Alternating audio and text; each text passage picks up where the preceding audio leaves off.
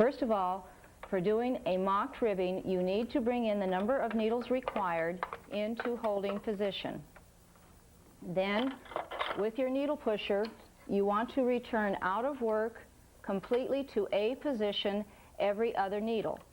If this means that you will be returning the very outside stitch to the back position, you want to bring that in so that you have two needles working together only at the side seam. Now you will do an E-wrap on these stitches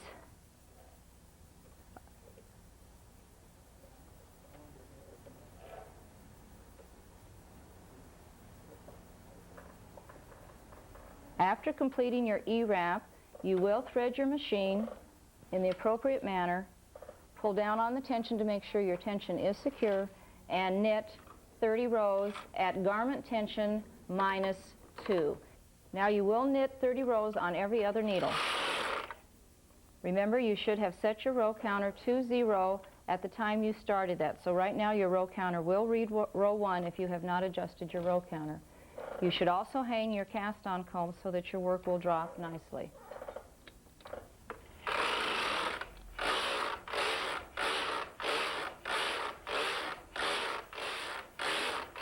After knitting your 30 rows on every other needle, you will remove your cast-on comb and weights, and going back to your E-wrap row, you will pick up the loop that you created when you did your E-wrap.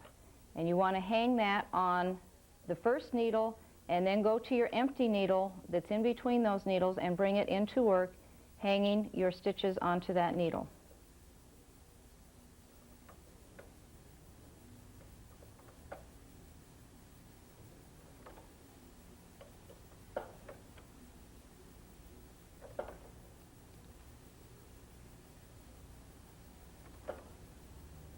Your hung hem or mock ribbing is generally done at half or less than half of your garment tension. So if your garment tension was to be tension 4, you would take it down to 3 or 2 or 1, depending on the yarn you're working with, and you should always do a swatch to make sure you like the way the mock ribbing is turning out.